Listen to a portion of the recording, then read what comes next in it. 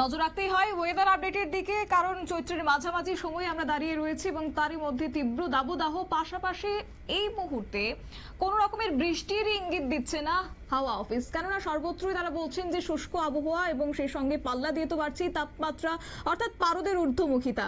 রাজ্যের সর্বত্রই 35°C রয়েছে, যদিও সেখানে আর্দ্রতা জনিত একটা অস্বস্তি বাড়ার ইঙ্গিত হাওয়া অফিসের। যাব বিস্তারিত, আমাদের সঙ্গে যুক্ত হয়ে গেছে প্রতিনিধি অঙ্কিতা বর্ধন। অঙ্কিতা, কি জানতে পারছো? একদমই।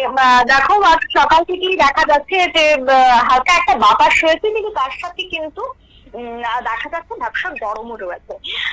তবে এই ঝাঁপিঠাটা গরম বা তাপপ্রবাহে হয়ে কিন্তু সঙ্গী হবে এবারের এই গ্রীষ্মকাল, কারণ আমরা একেবারে এপ্রিলের 2 তারিখে দাঁড়িয়ে রয়েছি এবং আজ তপ্ত রোদ না থাকলেও সেই জায়গায় কিন্তু দেখা যাচ্ছে যে একটা গরম অবশ্যই রয়েছে, তা হচ্ছে আর্দ্রতা জনিত গরম। দাবদাহের গরম না থাকলেও এই আর্দ্রতা জনিত গরমে কিন্তু এবার কাটাতে হবে এপ্রিলের প্রথম কয়েকটা দিন, এবং এই তাঁতির ভাটা গরম এবং তাপপ্রবাহকে আগামী কয়েকদিনের মধ্যেই কিন্তু সঙ্গী করে কাটাতে হবে গোটা গ্রীষ্মকাল। কারণ আগামী 3 মাস এমনটাই কিন্তু থাকছে আবহাওয়া, যার পূর্বাভাস দিচ্ছে আইএমডি বলছে আগামী 3 মাস কিন্তু তাপপ্রবাহ গোটা দেশ জুড়েই থাকবে, আর সেই তাপপ্রবাহকে সঙ্গী করে আমাদের এগিয়ে চলতে হবে। এছাড়া পূর্বাঞ্চলীয় অধিকর্তা তিনি জানাচ্ছেন যে এপ্রিল থেকে জুন মাস পর্যন্ত সর্বোচ্চ তাপমাত্রা স্বাভাবিকের থেকে বেশি থাকবে। এছাড়া পূর্বাঞ্চলের যে রাজ্যগুলি রয়েছে, যেমন বিহার, উড়িষ্যা, ঝাড়খণ্ড, সেখানে কিন্তু সব থেকে বেশি তাপমাত্রা স্বাভাবিকের থেকে বেশি থাকার সম্ভাবনা রয়েছে। তবে রাজ্যের ক্ষেত্রে যদি বলি, রাজ্যেও কিন্তু তাপমাত্রা অনেকটাই বাড়বে, তবে সর্বনিম্ন তাপমাত্রা স্বাভাবিকের থেকে বেশি থাকারও সম্ভাবনা রয়েছে। এছাড়া গত বছরের তুলনায় এই বছর তাপপ্রবাহের প্রভাব থাকবে বেশি দিন। দেশ জুড়ে তাপপ্রবাহের গড় দিন সংখ্যা 4 থেকে 7 দিনও থাকতে পারে, কিন্তু এই বছর তা বেড়ে সর্বোচ্চ 11 দিন হতে পারে। সারা দেশের পাশাপাশি এই রাজ্যেও তাপপ্রবাহের প্রভাব দেখা দিতে পারে। তবে এপ্রিল মাসে, যেহেতু এপ্রিল মাস চলছে, তাই এপ্রিল মাসে স্বাভাবিকভাবে একটা বৃষ্টির সম্ভাবনা থাকে। তবে আজ আগরতলা হাওয়া অফিসের যে পূর্বাভাস, সে পূর্বাভাস অনুযায়ী কিন্তু বৃষ্টির কোনো ধরনের সম্ভাবনা নেই।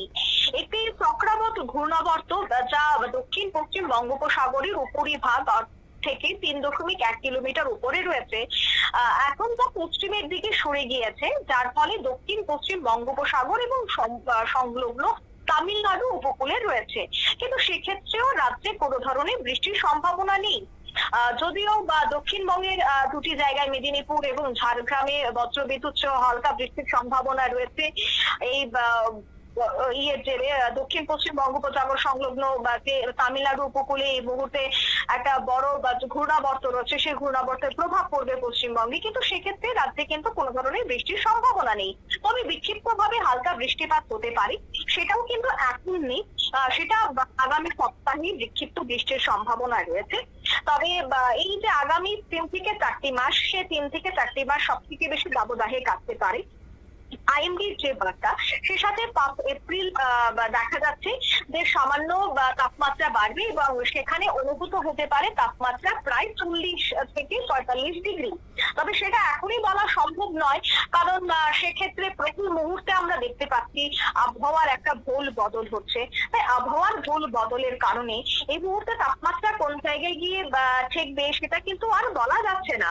কিন্তু আর্দ্রতা এবং মেঘাচ্ছন্ন জনিত কারণে সর্বোচ্চ তাপমাত্রা কিছু কিছু জায়গায় 36 থেকে 43 অব্দি অনুভূত হতে পারে। ফলে যে এই ঘর্মাক্ত গরমটা অনুভূত হবে, যে কথাটা আমি তোমাকে প্রথমেই বলেছিলাম, কারণ আর্দ্রতা জনিত অস্বস্তির হলুদ সতর্ক বার্তা রাজ্য জুড়ে জারি করা হয়েছে, এবং আজ সকালেও যখন রিপোর্ট দেওয়া হয়, নোটিফিকেশন জারি করা হয়, সেখানেও দেখা গেছে যে রাজ্যের 1 থেকে 2টি জেলায় কিন্তু আর্দ্রতা জনিত কারণে ঘর্মাক্ত গরম অনুভূত হতে পারে, তার জন্য হলুদ সতর্ক বার্তা জারি করা হয়েছে।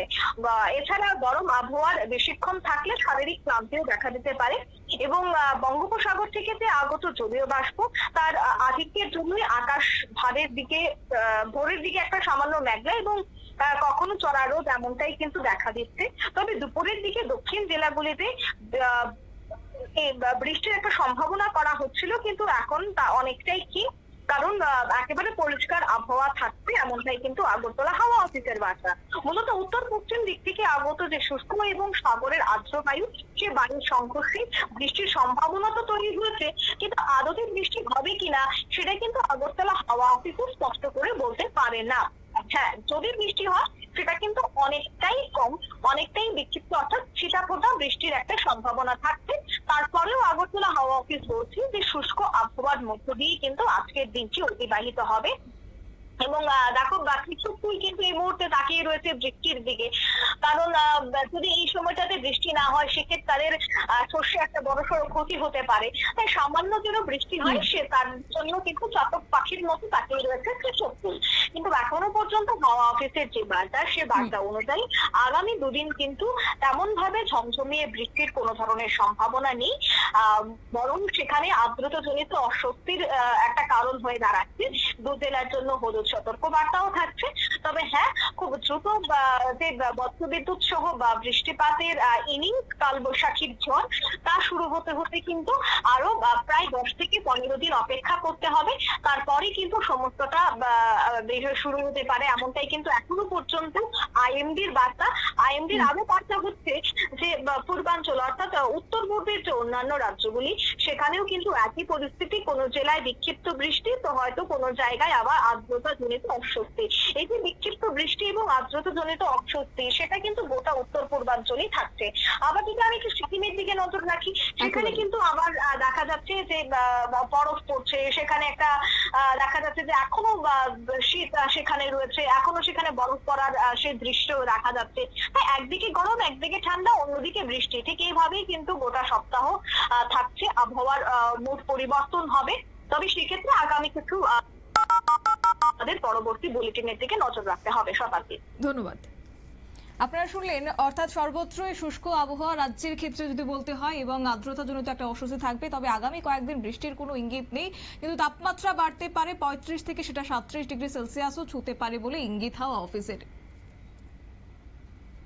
নিয়ে নিচ্ছি ছোট্ট একটি বিজ্ঞাপন বিরতি, সঙ্গে থাকুন।